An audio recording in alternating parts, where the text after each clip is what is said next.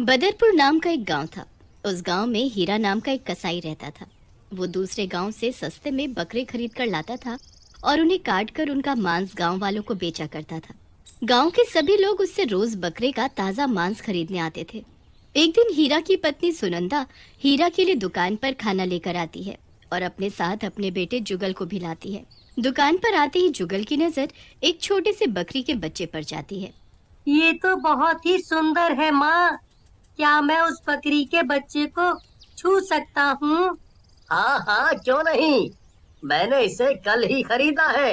इसे खिला पिला कर हट्टा कट्टा बना दूंगा, फिर इसे काट कर इसका मांस बेचकर खूब पैसे कमाऊंगा। बाबा, इसे मारना मत। देखो ना, ये कितना मासूम है और कितना प्यारा भी। देखो ना, ये मेरे साथ खेल रहा है। क्या मैं इसे अपने साथ रख सकता हूँ? क्या सोच रहे हो जी? अपने बच्चे के लिए थोड़ा नुकसान नहीं उठा सकते क्या? उसे देखो, वो कितना खुश है उसके साथ। हीरा अपने बच्चे की खुशी के लिए हाँ बोल देता है। जगन ये सुनकर बहुत खुश हो जाता है और बकरी के बच्चे को अपने साथ घर ले जाता है।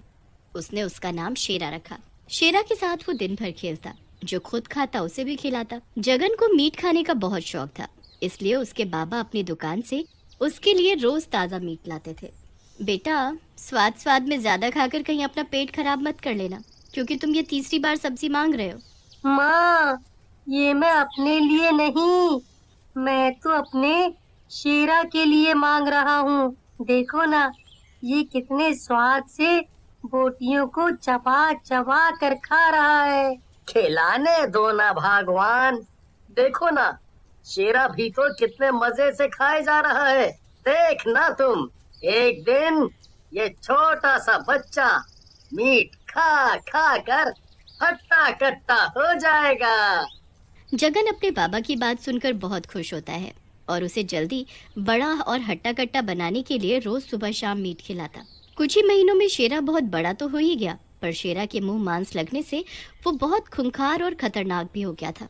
शेरा रोज आधी रात को बाहर निकलता और गांव के छोटे बच्चों को अपने मुंह में दबाकर उन्हें जंगल ले जाता और उन्हें मारकर खा जाता। कई दिनों तक ऐसा ही चलता रहा। सभी लोग चारों तरफ फैल जाओ और छिपकर नजर रखो। आखिर ये सब कौन कर रहा है? कौन हमारे बच्चों को चोरी करके ले जाता है? चलो भाइयों, जल्दी करो। और हाँ, कोई आहट ना हो जरा सी भी। आज हम उस चोर को पकड़ कर ही रहेंगे और गायब हुए बच्चों के बारे में भी पूछेंगे उससे। हाँ। सभी गांव वाले छिप जाते हैं। थोड़ी देर में वहां शेरा आता है और जग्गू के घर में घुसकर उसका 4 महीने का बच्चा उठाकर ले जाता है। अरे, ये तो हीरा के बेटे जगन का बकरा है। इतने दिन से यही हमारे बच्चों को उठा कर ले जा रहा था। अब देख क्या रहे हो? उसका पीछा करो जल्दी। वो जग्गू के बच्चे को उठा कर ले गया है। गांव के सभी लोग शेरा का पीछा करते करते जंगल तक पहुंच जाते हैं और उसे डंडे से मारकर भगा देते हैं। जग्गू के बच्चे की जान तो बच जाती है, पर वो सभी लोग गुस्से में अपने हाथों में मशाल पकड़कर हीरा के घर जाते हैं और उसके घर में आग लगा देते हैं। उस आग में हीरा, उसकी पत्नी और जगन जलकर मर जाते हैं, पर शेरा अपनी जान बचाकर भाग जाता है। शेरा भूखा प्यासा जंगलों में घूमता रहता है। एक दिन शेरा बहुत रोने लगा। तभी मर चुका जगन भूत बनकर उसके सामने आ खड़ा होता है।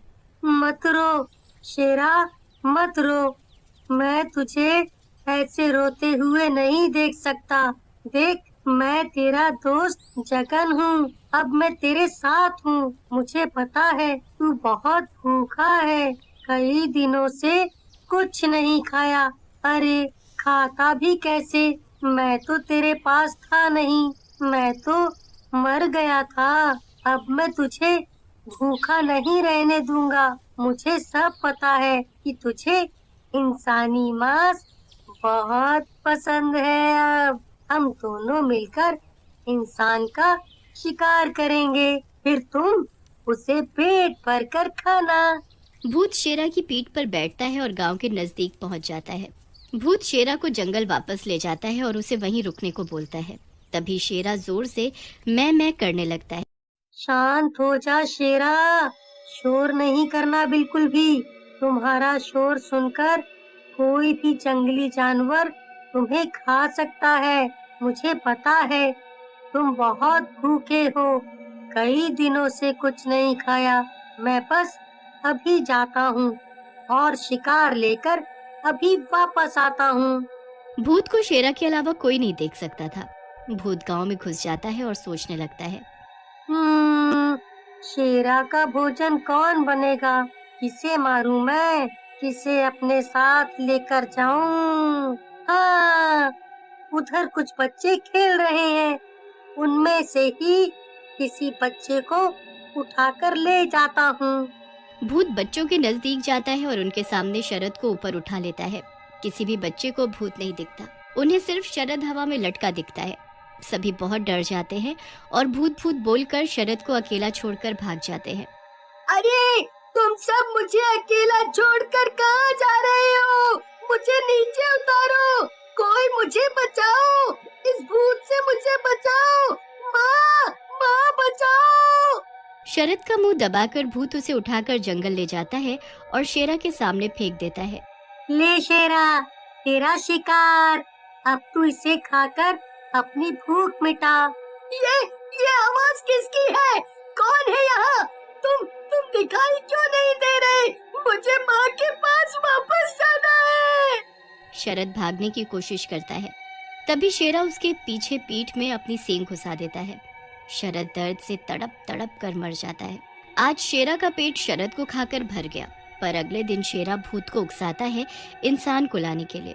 तू मुझे धक्का मार रहा है ताकि मैं तेरे पेट भरने के लिए इंसान लाऊं। सही कहा ना मैंने? शेरा अपना सिर हिलाने लगता है। ठीक है, मैं आज तेरे लिए एक नहीं बल्कि 2 इंसान लाऊंगा। भूत,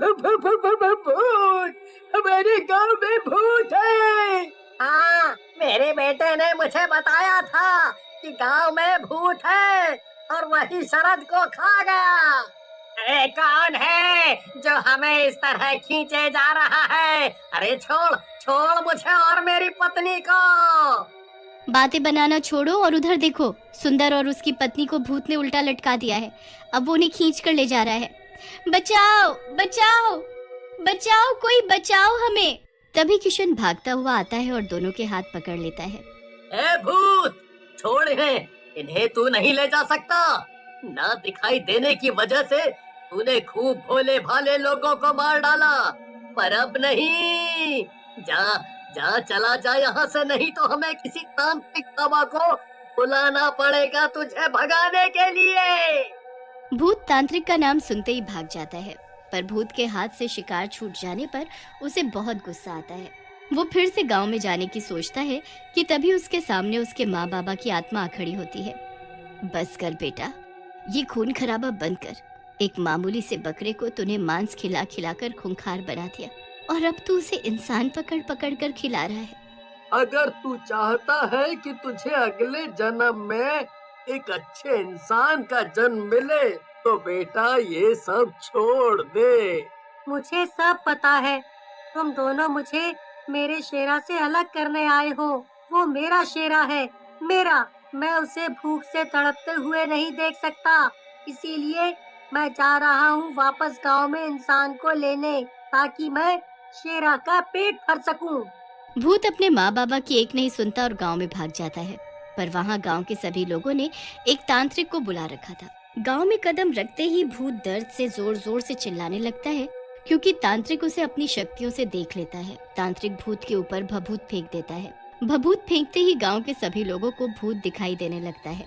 भूत दर्द से और जोर जोर से चिल्लाने लगता है। उसकी चीख सुनते ही शेरा उसके पास भागा आता है। जब गांव वाले शेरा को भूत से लिपटे हुए देखते हैं तो हैरान हो जाते हैं। तभी शेरा भूत को बचाने के लिए तांत्रिक पर हमला करता है। उसे सींग मारकर नीचे गिरा देता है और आसपास खड़े लोगों पर भी हमला करने लगता है। तभी वहाँ फिर से उसके माँ बाबा की आत्मा आ जाती है। जगन बेटा, इसे रोक। तेरा शेरा खूनी शेरा बन चुका है। अगर तू इसे नहीं रोकेगा तो ये सभी को मार देगा। ये सुनते ही भूत रोने लगता है। उसे अपने किए पर बहुत पछतावा होता है। भूत शेरा को अपने पास बुलाता है और पास में पड़ी कुल्हाड़ी से उसकी गर्दन धड़ से अलग कर देता है। उसके बाद जगन सबसे माफी मांगते हुए गायब हो जाता है।